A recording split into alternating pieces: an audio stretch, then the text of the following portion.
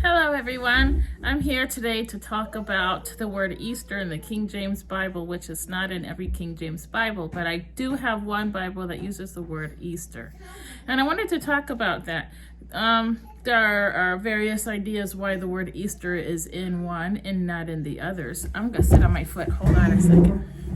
I sit on my foot so I can see myself better, so maybe you can see me better too. Anyway, so in this King James, it's a Spanish English that I have. It's a bilingual Bible. It's by Holman. So maybe there's some English Holman Bibles. And I'm sure there's some others that are King James Version that use the word Easter. So where does it say it? It's in Acts chapter 12, verse 4. And it says, "And when he had apprehended him, he put him in prison and delivered him to 4 quaternions." That's talking about Paul when they grabbed Paul, "of soldiers to keep him, intending after Easter to bring him forth to the people." Now, of course, in other Bibles it says Passover, and they think maybe it meant after the dawn, after the morning dawn, because Easter meant dawn. But maybe it should have been Passover, right? So then there's this thing, and why did King James want that in there? Because it used to be in the King James Bible, but I have a King James Bible right now, because the other one is a Holman, but it's like this one is like a King, I think it was like a King James. Yeah, it's a King James version.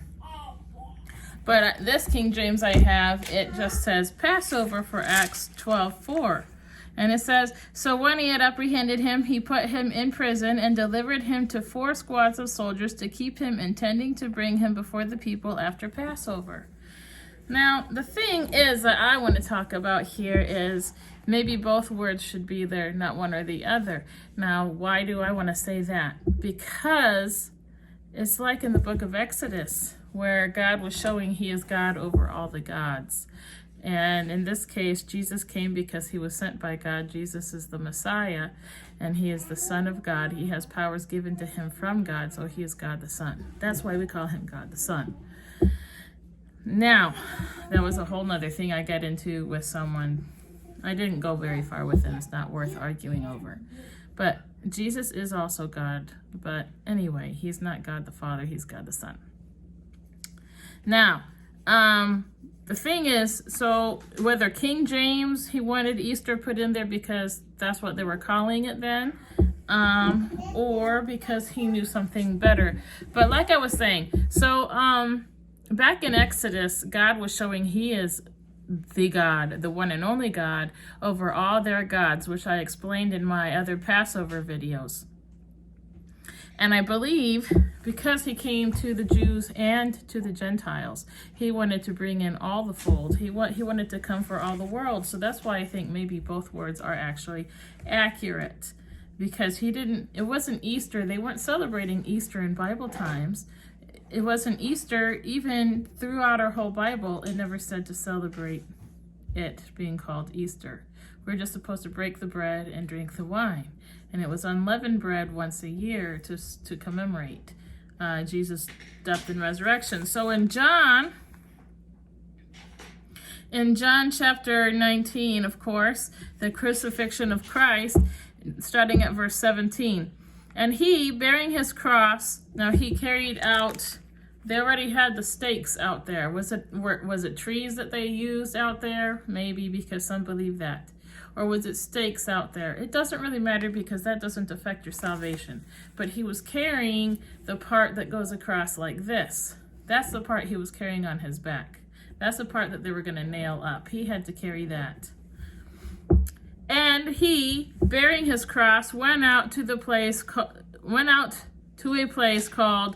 the place of a skull, which is called in Hebrew Golgotha, where they crucified him, and 2 others with him, one on either side, and Jesus in the center. Now Pilate wrote a title and put it on the cross, and the writing was, 'Jesus of Nazareth, King of the Jews.' Then many of the Jews read this title, for the place where Jesus was crucified was near the city. It was on the very edge of the city where there was like a highway for us. It was the main road there's a lot of people would use. So that's why they had the spot out there. And it was written in Hebrew, Greek, and Latin, because those were languages commonly used by the people trafficking through that area. Then the chief priests of the Jews said to Pilate. Now also, let's go back. It was written in Hebrew, Greek, and Latin. So it was written in Hebrew for the Jews. He came for the Jews. And it was written in Greek and Latin because he came for the rest of the world also. And there's another thing too, as far as the Jews wanting him to be crucified in the first place, and it being a custom to let loose one person to not suffer on the crosses. So therefore, obviously, it wasn't Easter that was being celebrated. I mean, it wasn't Passover that was being celebrated by anybody but the Jews. Were they letting someone go because it was Passover? That wouldn't make sense, because why would they be giving the Jews the decision who to let go when there's non-Jews on the cross? It was a celebration of Easter. It was for them, their time of year, to let someone go. So that's another thing. Obviously, that wasn't because it was Passover. That wasn't for the Jews that they were letting someone go. It was a custom every year. And obviously, it wasn't just Jews on that cross. There was one Jew on that cross. The other two, well, we don't really know. But there was a robber and a thief. So who to let go, that wasn't just a decision of the Jews. It wasn't just the Jews out there hollering. So that shows another thing. It was for the Jews and the Gentiles. That's why they were all there saying who to let go. And of course the Jews tried to convince them and got them going and riled up. Then many of the Jews read this title, "For the place where Jesus was crucified was near the city, and it was written in Hebrew, Greek, and Latin."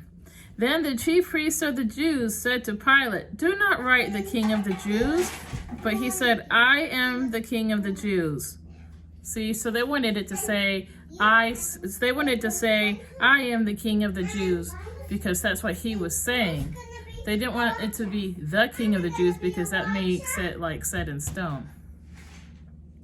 Pilate answered, "What I have written, I have written." Then the soldiers, when they had crucified Jesus, took his garments and made 4 parts, to each soldier a part, and also the tunic. Now, is it possible that maybe Pilate believed he really was the King of the Jews? Or was that just inspired by God and God put it in his mind to do it? Or was it because he was fed up with the Jews and their bad behavior? After all, he wanted to let Jesus go. He believed that Jesus was innocent. Now the tunic was without seam, woven from the top in one piece.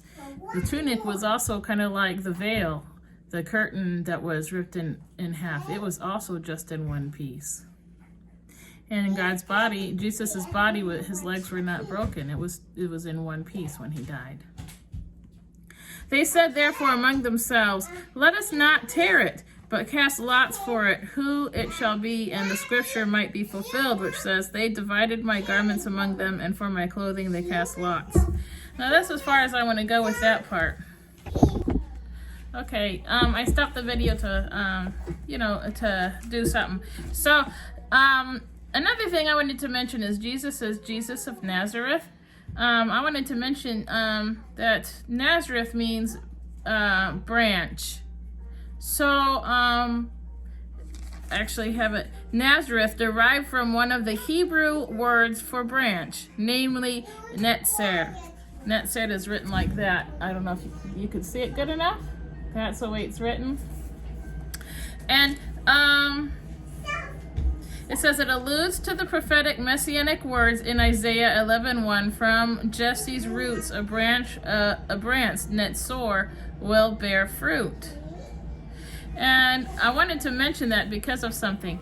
And you can also find Jesus's lineage through Mary and through Joseph. Through Joseph, it's in Matthew. You can find it particularly chapter 1, verse 5. You can read the whole thing, chapter 1. And in Luke, it was Luke 3:32. And you can read the whole lineage of Luke 3. So in Exodus, when the people were sinning and questioning God, God got mad, and he then said for them to put Aaron's Moses' staff, in the tent, and then overnight it grew and it budded and it grew fruit. It even grew almonds. The thing that I want to tell you about that then is also that goes along with it would have the non-Hebrews, the Romans and the Greeks, the ones who spoke Greek and Latin, the Romans and everybody else, the Egyptians would have gotten word. Word went out and people studied. Not everyone studied, but there were people who were studious and they would study and they would learn and people would hear through this and that. Anyway, so they had their own gods, right? And so in spring they had their fertility gods, their gods of nature, the gods of spring and life. So that in Exodus was to show also that God was the God, the giver of life, the giver of nature. And he was the God of spring. He's the God of everything. And so Jesus being called Jesus of Nazareth, Jesus of the branch, that points to that. And him being crucified in the spring, and they had their spring gods, that's gods of spring and nature and life and fruitfulness, and Jesus shows he is that just by him being called Jesus of Nazareth. I wanted to share that. I don't know how many people back then would have picked up on that, but I know that there were some. Anyway, so then the word Easter being found in some King James, like this Holman here. I don't know what other ones might have it. My other one doesn't, and I've had this Bible since I was in high school. In fact, junior high, I believe. Anyway, so let's go over that and why it's important, because then people are going to be arguing about it, and it's not to argue about it in either way. I just want to show you that both, I think, actually are important. Both are valid, because Jesus came not just for the Greeks, but, not just for the Jews, but for the Greeks, for the Gentiles also, for those who are non-Jews. He came for everybody. He came from everybody all the way back in Exodus, and he came for everybody on the cross, and he's still for everybody. Eostra, or Easter, however it's pronounced, it doesn't matter. It's a fertility goddess of dawn, light, dawn also the east, because the sun rising in the east. The goddess of light and the goddess of the dawn, she is the goddess of the east. In England, now you see, because Jesus rose at dawn, so there he is, showing he is the God of the dawn, not her. See, because these messages just aren't for just the Jews. They're also for the Gentiles. And they also are hearing these things that were going on. They knew that he was up on that cross. They knew that he was a Jew. They knew he was a Jew of the branch. And they knew, most of them would have heard something about the branch of Jesse. And there were non-Jews also who went and learned. Anyway, so he's there already, and he's conquering that, showing that he is the God of the dawn, because he rose. Jesus rose. He is the King of the dawn. In England, April was Eostermonop, the month of Eoster, a goddess of the Saxons. It was 2500 BC that the story was supposed to originate. There was proof found in the 1950s of this this story being around. She was known to be the god of the resurrection. Now, this is just one example. There were multiple gods, as we know. But this is, since the word Easter is mentioned in one of the Bibles, it does show that if this is the case, that they had this God, and they did have other gods who basically did the same things. There were also other gods of resurrection who they believed that they resurrected. Jesus is showing them also that he is the God of the resurrection. God rose Jesus from the grave. There's a verse where it says that God rose Jesus from the grave. I'd have to go back and find every little verse, but it was from the ancient Sumerians, the legend of Demezer, I'm not sure what I wrote, Tammuz, and his wife Inanna, Ishtar. Now, Tammuz dies. Ishtar is full of grief and follows him to the underworld. She was naked and bowed low. She was judged and killed and then hung on display. So Jesus is showing that he's the one that's being hung on display, it says right up above him that he is King of the Jews. And others later were telling everyone that he was the Messiah. He is the Son of God. So therefore, the lesson is for the Greeks also, those who believed in Ishtar and other gods who were said to be resurrection gods. There were other gods that had similar stories, and it was to show that he is the true one, because this really did happen. He really did exist, and there is proof of a Jesus. Some people are like, oh, there's no proof. Yeah, there is proof that there was a Jesus that walked the earth. There's proof even in Jewish writings. They just don't believe that he existed. The Muslims actually have writings about him too. They believe that he did exist. They believe that he was a prophet, which he was. He's the highest prophet of all prophets. Anyway, so there is proof out there. There's proof in old Roman writings. There is proof that Jesus walked, where these other gods, there's no proof of them actually coming in human form, an actual human claiming to be them and doing these things, but Jesus did. There is proof that he died and his body was disappeared. And there is, then there was writings that Jesus did come back again, and he did speak to people. And they all wrote about their visions of them actually seeing him, obviously, because it's in the writings of the Bible. And of course, other writings too, but especially the Bible. Now, she was on display, and as she was on display then, she went missing for 3 days. And Jesus went missing for 3 days, but as I said, he was an actual human being who went missing for 3 days, and that was showing them at that time, the people who in that time believed in this God and other gods who had similar stories, that this one actually is someone who's missing for 3 days after dying, and actually is actually happening in that time.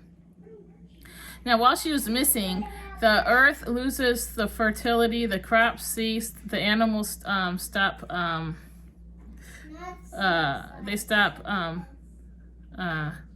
producing other animals. All right.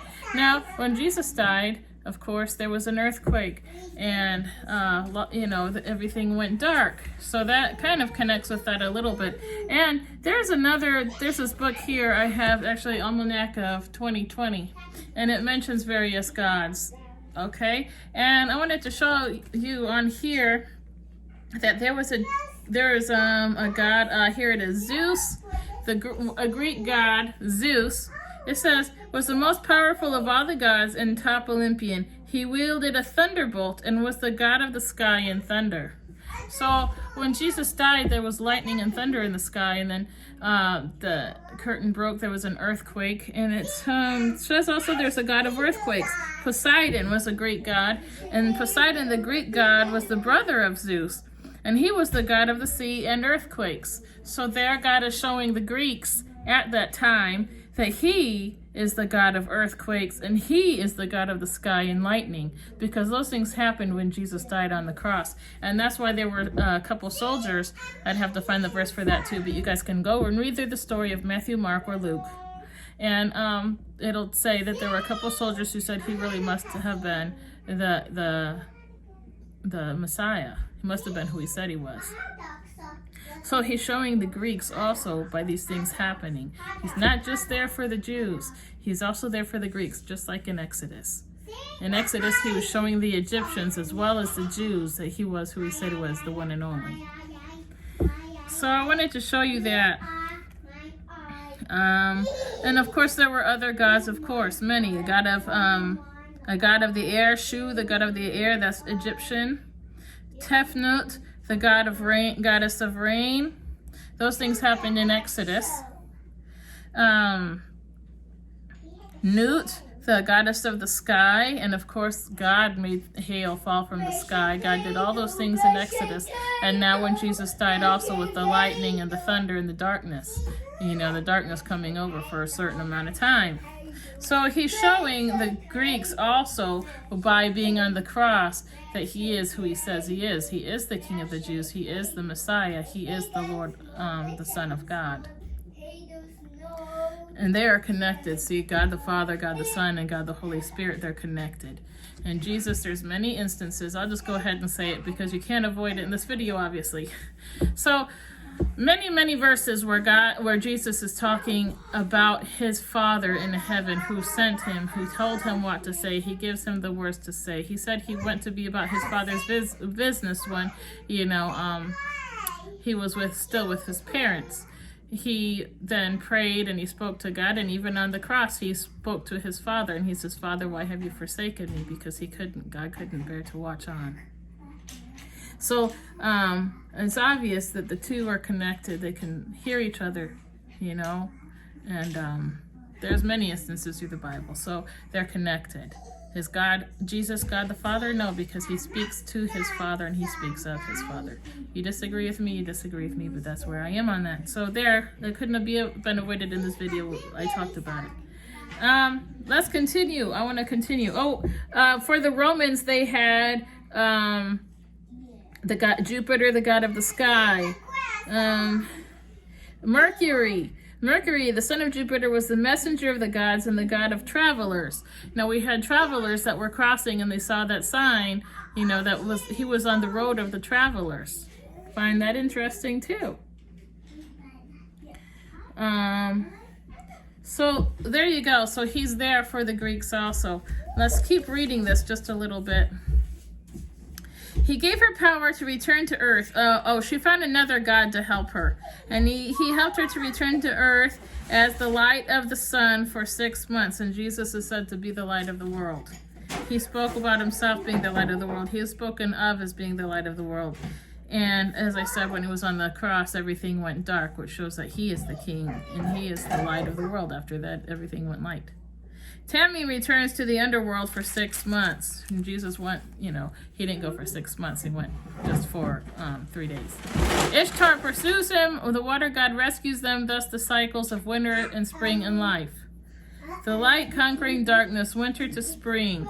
Life conquering death, God versus evil. Virgin birth and sacrifice. Those things are found in her, and those things are found in other gods. So therefore, that's why they celebrated her in the spring. So it was Easter, the celebration of Easter.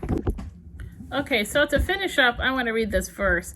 It's in 2 Corinthians chapter 5, verse 7. It says, "For we walk by faith, not by sight." So we're always going to have those who doubt and those who say that they don't believe because of these stories of these gods. Now, Satan existed way back in Genesis, as we know. And he knew, he knows a lot. He knows the word. He can use the word and he can twist the word. He can utilize the word. He knows the Bible backwards and forwards. He knows everything, and he knows everything it says. So he, therefore, being who he was way back, and him knowing, that's why he was jealous. He wanted to be the Messiah. He went and he tempted Jesus. He knew what Jesus was about. He knew what Jesus would be about way back in Exodus.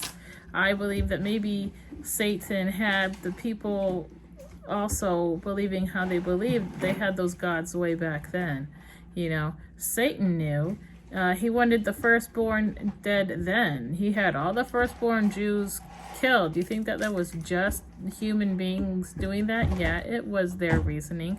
But, Satan, maybe he even thought that the Messiah was going to come.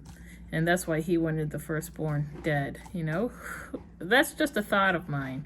But in any case, that did eventually happen with Jesus, where the firstborn were killed because they thought, Jesus was, they wanted to kill Jesus then. Anyway, so, of course, Satan could construe all these stories that were similar with these gods, making up these gods, because these ideas are put to people. Maybe they had dreams and visions from Satan. Who knows?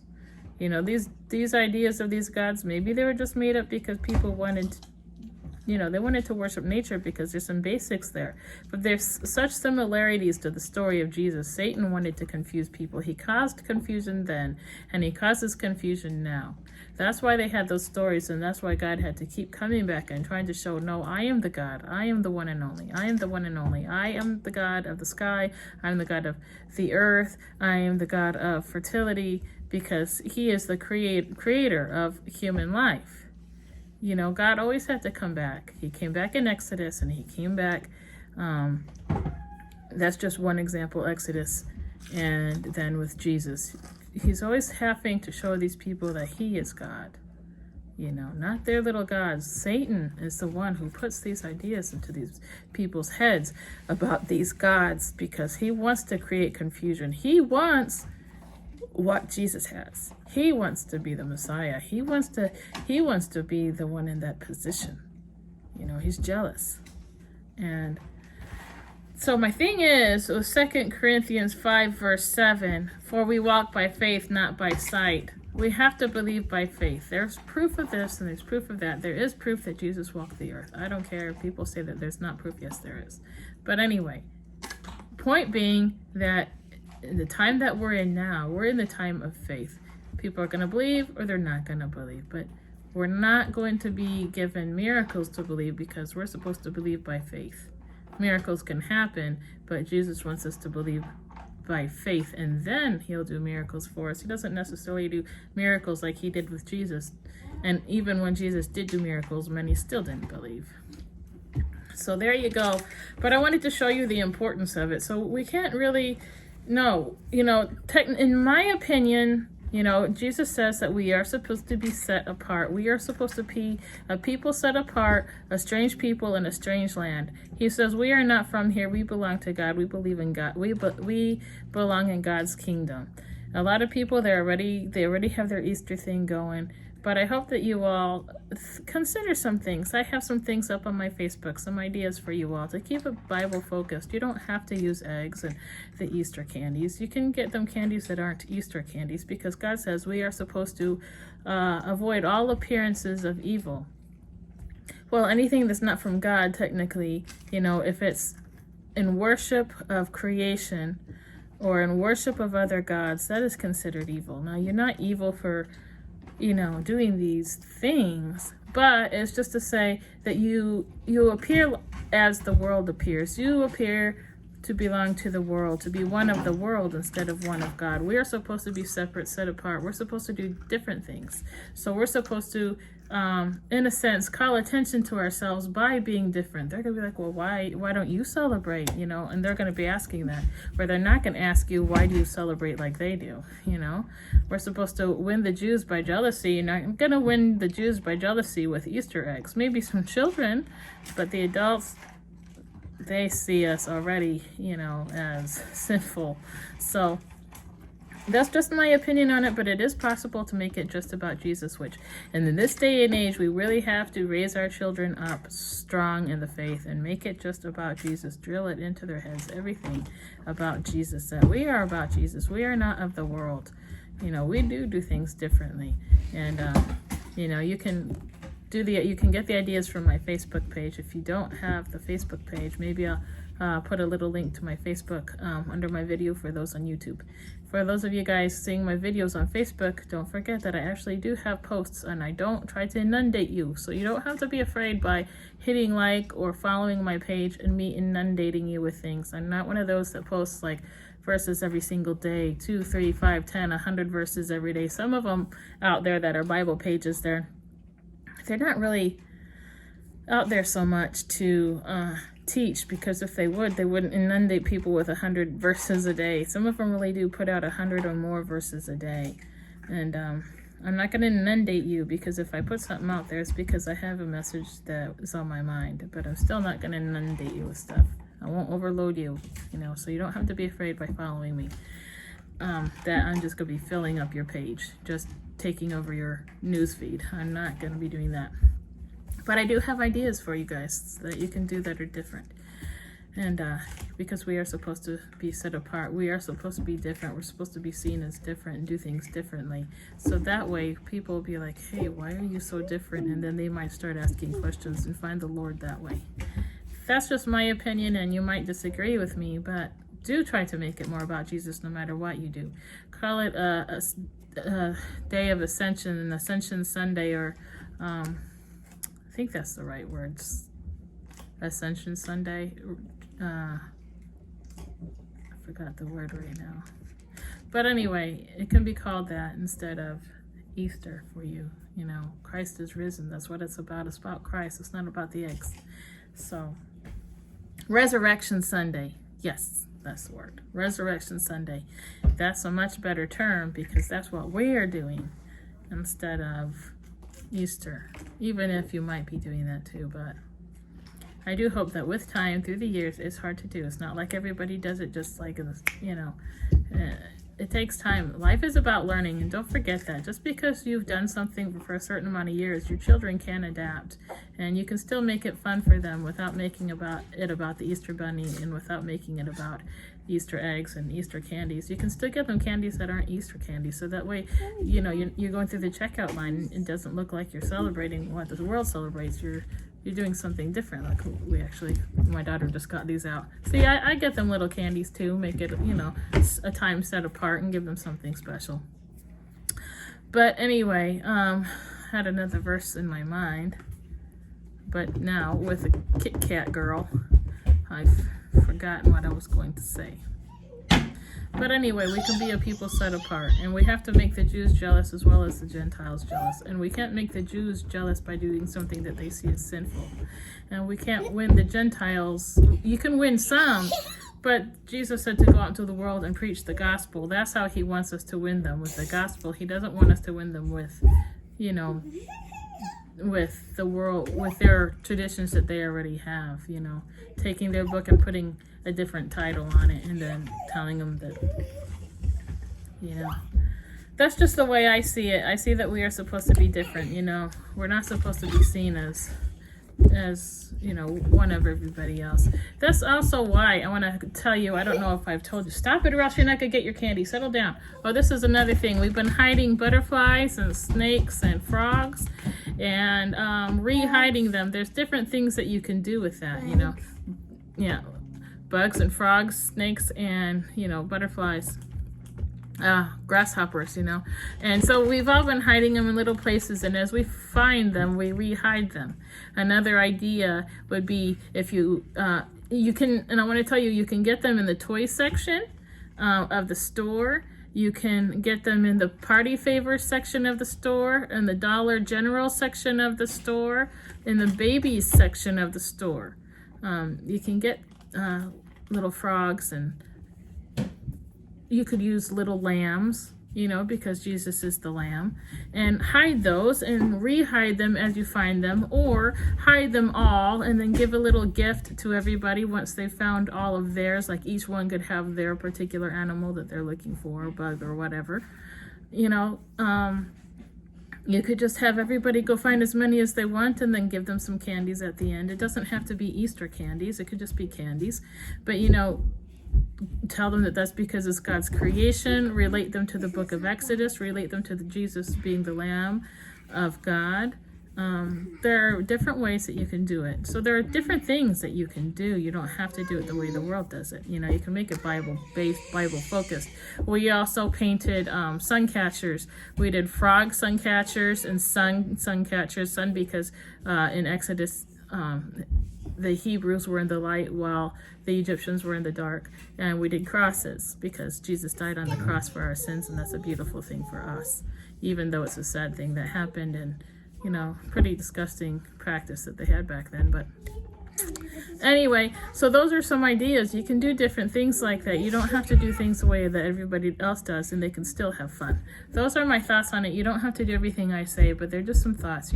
As we go on in life, we're supposed to continue to grow in the Lord. We're not supposed to stay there's a verse that talks about the milk and the meat. You start out new and everything's new. You're just learning as you're going. As you get older, we're supposed to continue to grow, but growing can mean giving up traditions. And, another thought on that is, we want the Muslims to believe in Jesus Christ, but for them to do that, they have to give up a lot of traditions that they had, and we want them to be willing to give up traditions, but we can't give up traditions. Think about that. We want them to give up things that they do that we believe, obviously that Ramadan and stuff like that they do. they don't have Jesus Christ as their Lord and Savior. They believe he is a prophet, and they believe a lot of his teachings are good, but they don't believe he's Messiah. So of course we'd want them to give up some of those traditions, but yet we can't give up simple traditions like Easter eggs and bunnies that don't set us apart from the world, and they take our attention off of Jesus Christ. And God says he is a jealous God, and he wants all the adoration, so we shouldn't be giving the adoration to an Easter bunny. And there's a Bible verse that says, do not lie one to another. That is a verse. Do not lie one to another. That includes lying to children. You don't want to lie to your children and tell them that there's an Easter bunny when there's not, because then you're a liar. You know, it might be just for fun and because you love your children, but it's still a lie. A lie is a lie. Jesus didn't say white lies are okay and black lies aren't. All lies are lies, and he says do not lie one to another. He didn't say do not lie one to another, and do not lie one to another unless it's for fun and little lies. It doesn't say that. So there's another one. See, you can hide little baby lambs.